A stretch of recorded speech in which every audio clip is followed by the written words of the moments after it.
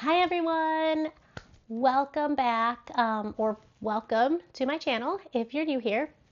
My name is Andrea and this is my space to talk about all things Disney, mainly because my friends and family got tired of hearing me talk about it all the time. So I started recording myself and maybe someone out there will be interested in hearing what I have to say. That being said, today's video is all about coffee. If you're like me, you run on caffeine.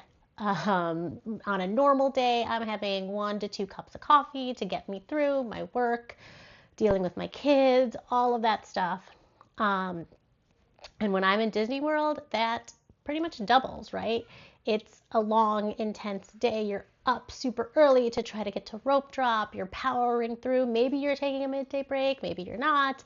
You're out late trying to catch the parades and the fireworks, and it's just a lot. And on top of all that, you're doing 20,000 steps a day. And so sometimes that extra caffeine is just very, very much needed to get you through.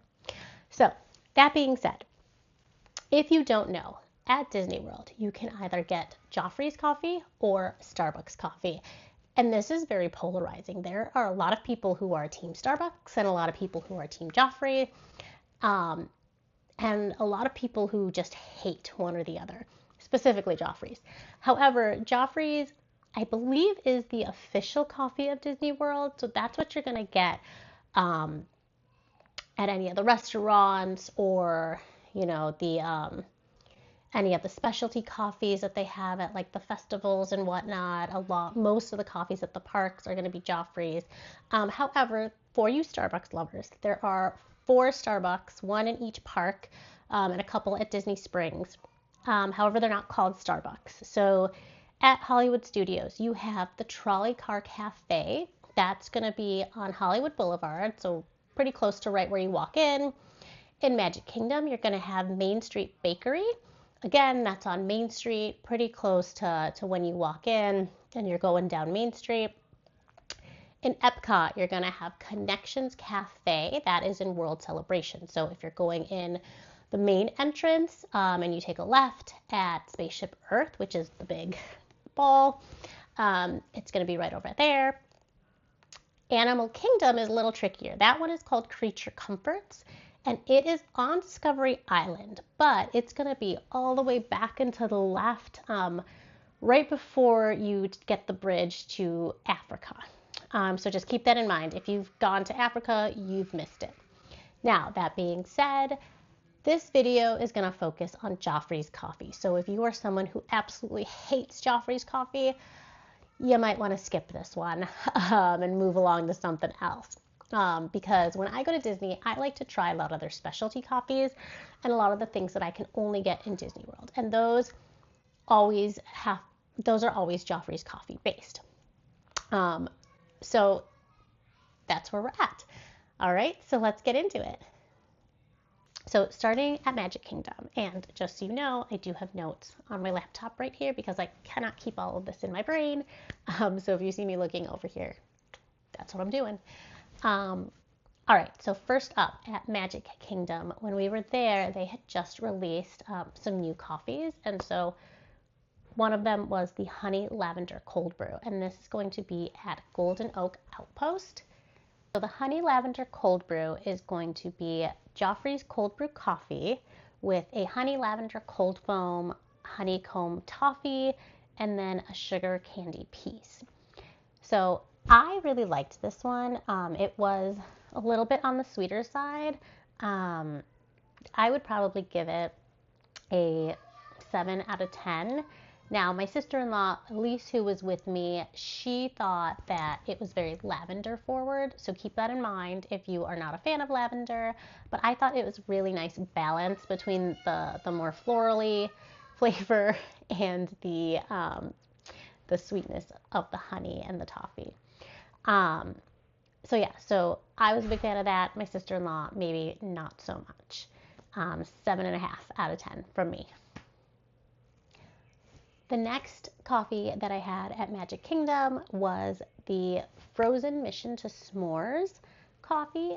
This is located at the Joffrey's Coffee that's in Tomorrowland, And this is a dessert. Like, this is not a coffee that I would drink every day. This is more of like a special treat to me because it is. It really, it's like if you go to Starbucks and you get a Frappuccino, or it's really that sweet, frozen, milkshakey type of consistency. But so good. I am a sucker for anything s'mores. So, of course, this is made with frozen cappuccino, chocolate, marshmallow syrup, whipped cream, graham cracker crumbs, and marshmallows. Very, very sweet. I really liked it. Wouldn't drink it every day, but a really nice, refreshing treat. In fact, I would probably only have like one on my trip, or maybe one per day. We'll see how I'm feeling. However, on the other side, I know my sister-in-law Elise had like a few sips of it and was like, okay, I'm done. So it also kind of depends on how much sugar I've had in a given day, because if I've already had a lot of sweet things, by the time I get to it, I'm probably not going to finish it. So, but honestly, I would say for an everyday coffee, I would probably give it like a 4 out of 10. But for a special treat coffee, I would give it like a 9.5 out of 10. So do what you will with that. Okay, so moving along. So we're going to get to one of my favorite coffees. So we are going to move over to Hollywood Studios. So at Hollywood Studios, you've probably heard this mentioned on a lot of top 10 coffee lists. If you go to Galaxy's Edge at Katsaka's Kettle, there is the cold brew black calf. I have a really hard time saying that. This is going to be Joffrey's cold brew coffee, topped with a sweet cream cheese, like foam, sweet cream cheese foam, and chocolate puffs. So think like Cocoa Puffs that you ate as a kid, or maybe you still eat them now, who knows.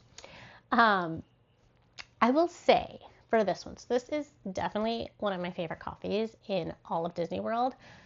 However, it really depends on like the ratio of the comb to the coffee that you get. So if you do have a sweeter tooth, you might want to ask for more of the foam, because if you do, and this is common feedback that people give on Joffrey's coffee, it can taste a little bit bitter.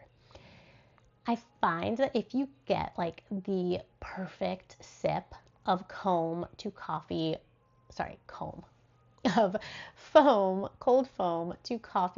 ratio, it is the perfect coffee. It is like perfectly balanced and sweet. My sister-in-law agreed. It's one of her favorite coffees as well. However, if you don't get that cold foam with the coffee, then yeah, it can taste a little bit bitter. I've also had it where like they haven't given me enough foam, and so then I don't like it as much. But this one that I had on my last trip was, I'm going to say 9.5 out of 10. I mean, it was really good, and it just hit the spot perfectly. So then also at Hollywood Studios, and along with the Honey Lavender Cold Brew, they had also just released the Epic Cold Brew Spectacular. So this is going to be vanilla flavored Joffrey's Cold Brew with cookie butter cold foam on top, and then it has like a chocolate Indiana Jones hat on top, and then some sort of flakes that are gold. I don't want to say they're gold flakes. I think they're supposed to look like gold flakes on top. And then it also has like cookie butter crumbs inside as well. This one was okay. When I first drank it and I got like that cookie butter at the bottom, I really liked it. But as I went on, it just wasn't hitting the spot. It wasn't quite right. It's also really like, it's a lot, and the hat on top, I thought it would, I don't know, for some reason in my head I thought it would like melt into there, but of course it's a cold coffee, so it's not going to melt. It was just like a hard piece of chocolate, and it wasn't very good chocolate. So really could have done without that, but I understand they had to like tie it into Indiana Jones somehow. So yeah, I don't know. I'm going to give it a 5 out of 10. It was fine. It was just a lot. I drank maybe half of it and then just moved along with my day. So those were the two that I had at Hollywood Studios. So then moving on to, to Epcot. I actually only, oh no, sorry, I'm actually missing one here on my list. So I tried 10 specialty coffees. So at Epcot, I had the Christophe Cafe. I think that's how you say it. It's Kaffe. And that is the non-alcoholic version. I believe the alcoholic version is the Viking coffee. So this is, again, it's another frozen coffee, and it's got chocolate syrup inside of it. However, this one is not, it's really not as sweet as I was expecting. Like if the Mission to S'mores is like a 9 out of 10 on the sweetness scale, the Christophe Cafe is like a 5 or a 6 maybe. So it was actually really nice. It is like in a very small cup. I don't know how much actual caffeine is in it. And it is kind of filling, so I guess it's a good thing that it's in a smaller cup. But overall, I was satisfied with it. Again, probably wouldn't drink it every day. I'm just not like a frozen everyday coffee type of person.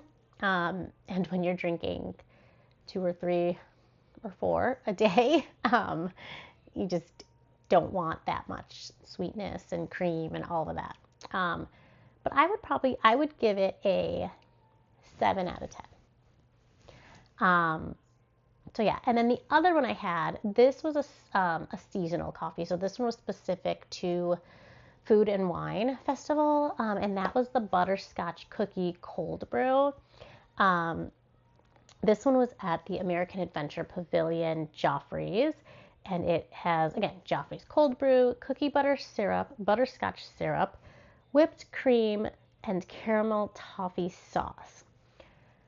Honestly, I don't know if we had just hit our coffee max for the trip or for the day. Elise and I both took like 2 sips of it and we were like, meh, it's fine. I think I'm actually coming to the realization that I'm not a big cookie butter in my coffee fan.